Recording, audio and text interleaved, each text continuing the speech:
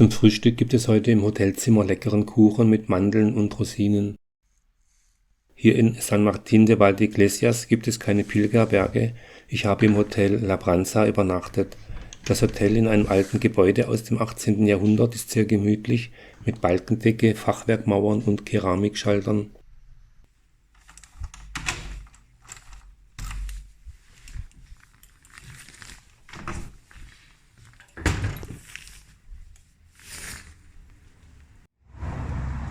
Die 23. Etappe auf dem Camino de Santiago de Levante starte ich heute ziemlich spät, um 7:45. Der Camino de Santiago de Levante von Valencia nach Zamora hat eine Länge von 820 Kilometer. Die 23. Etappe von San Martín de Valdeiglesias nach Cebreros ist nur 18 Kilometer lang. Ich hatte gestern hier in San Martín einen Ruhetag eingelegt, da ich Probleme mit Blasen an den Füßen habe. Heute geht es meinen Füßen auch deutlich besser als vorgestern und durch 2 kurze Etappen heute und morgen hoffe ich, die Fußprobleme endlich hinter mir zu lassen. Nach einer Viertelstunde habe ich San Martín verlassen und nun folgt der Camino de Levante 2 Kilometer einem Schotterweg. Bei frischen 14 Grad läuft es sich in der Morgensonne sehr angenehm und ich bin in bester Pilgerlaune.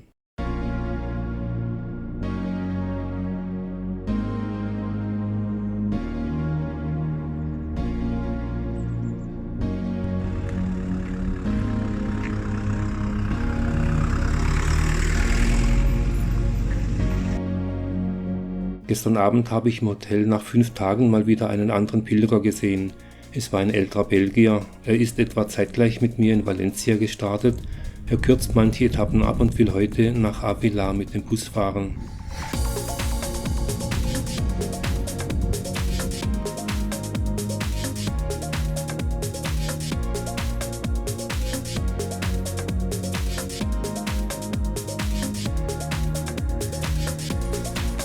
Die nächsten 4 Kilometer geht es entlang einer Landstraße. Wie oft in Spanien gibt es breite Seitenstreifen und so ist das Laufen hier kein Problem. Peter ist gut zu Hause angekommen. Er hat schon wieder Sehnsucht nach den Caminos, selbst nach den endlosen Steinwegen in den heißen Olivenhainen bei Tembleque. Wie schnell sich doch auf einem Camino die Landschaften ändern. Hier erreiche ich die autonome Gemeinschaft Kastilien und León. Kastilien und León ist etwas größer als Portugal und besteht aus 9 Provinzen, von denen der Camino de Levante Ávila, Valladolid und Zamora durchquert.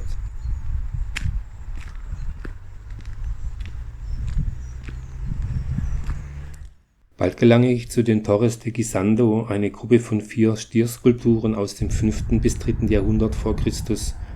Im Nordwesten Spaniens und im Nordosten Portugals gibt es etwa 400 solcher Tierfiguren aus Granit. Diese hier sind sehr gut erhalten, doch viele der als Verraco bezeichneten Skulpturen wurden in 2500 Jahren stark von Wind und Wetter abgeschliffen. Ein Polizeiauto kommt mir entgegen, da fällt mir Rodrigo ein Pilger, den ich vor 2 Wochen bei La Roda getroffen hatte. Als er einmal auf einem offiziellen Pilgerweg entlang einer Landstraße lief, hielt ein Polizeiwagen an und die Polizisten wollten ihn ohne Warnweste nicht weiterlaufen lassen. Erst nach einer längeren Diskussion ließen sie ihn ohne Weste weitergehen.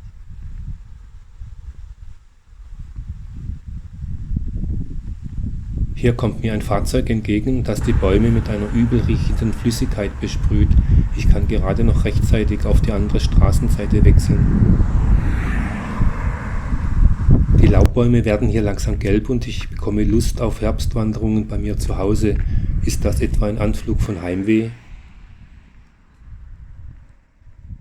Der Jakobsweg zweigt von der Straße ab und die restlichen 11 Kilometer verlaufen fast ausschließlich auf schönen Wanderwegen.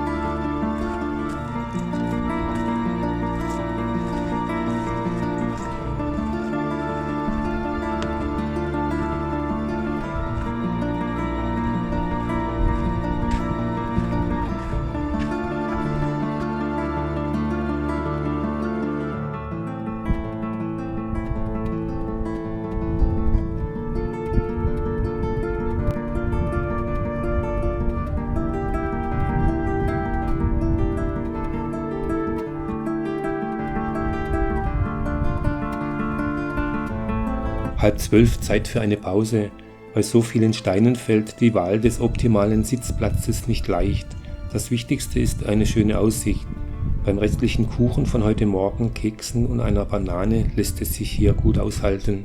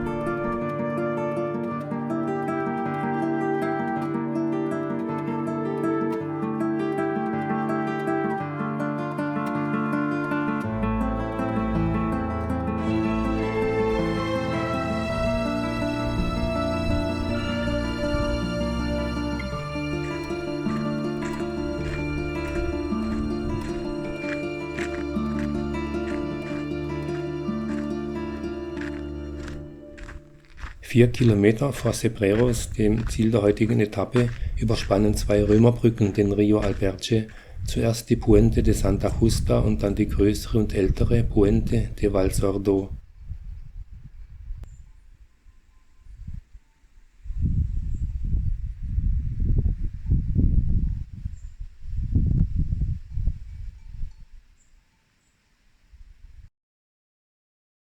Hier verlief früher eine wichtige Handels- und Viehstraße zwischen Toledo und Valladolid. Die ältere Brücke wurde von den Römern schon seit 280 vor Christus benutzt. Durch Überschwemmungen wurden die Brücken mehrfach zerstört und wieder aufgebaut. Gleich hinter den Brücken ist ein Rastplatz mit Bänken und Tischen. In der Ferne sehe ich Cebreros, 4 Kilometer entfernt und 160 Höhenmeter weiter oben.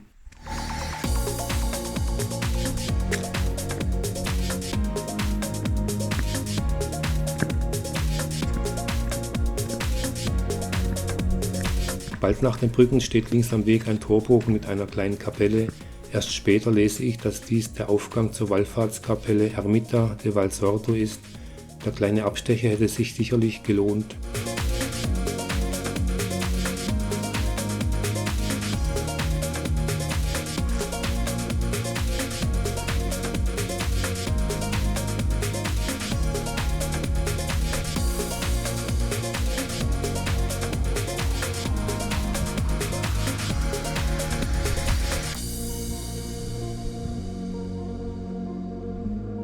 Der Aufstieg nach Cebreros ist in der warmen Nachmittagssonne anstrengender als gedacht und da kommt mir diese schattige Sitzgelegenheit gerade recht.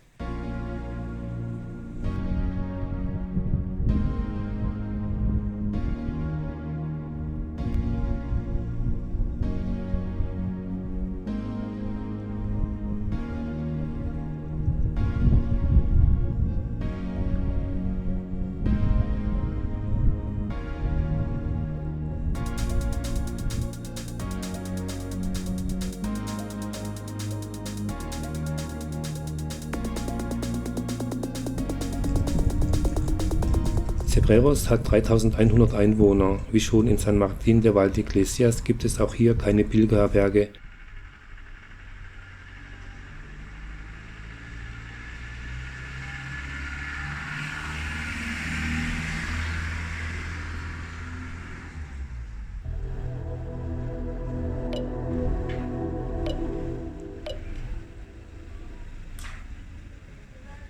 Für 40 € habe ich im Hotel Dracos ein Zimmer gebucht. Es ist ein großes Hotel, aber ich scheine der einzige Gast zu sein.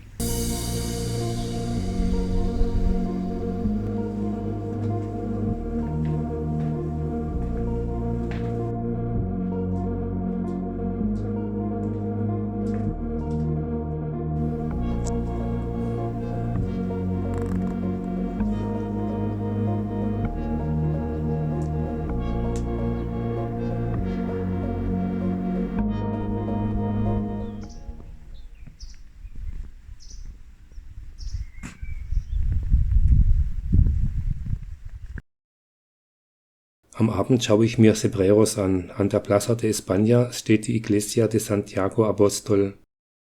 In der Iglesia Vieja wurde 2009 das Museo Adolfo Suárez y la Transición errichtet. Das Museum erinnert an den ersten demokratisch gewählten Ministerpräsidenten nach der Franco-Diktatur und an die Zeit des Übergangs von der Diktatur zur Demokratie. Adolfo Suárez wurde 1932 hier in Cebreros geboren. Nach dem Tode Francos wurde er 1976 vom spanischen König Juan Carlos zur Regierungsbildung beauftragt und ein Jahr später bei den ersten demokratischen Wahlen zum Regierungspräsidenten gewählt.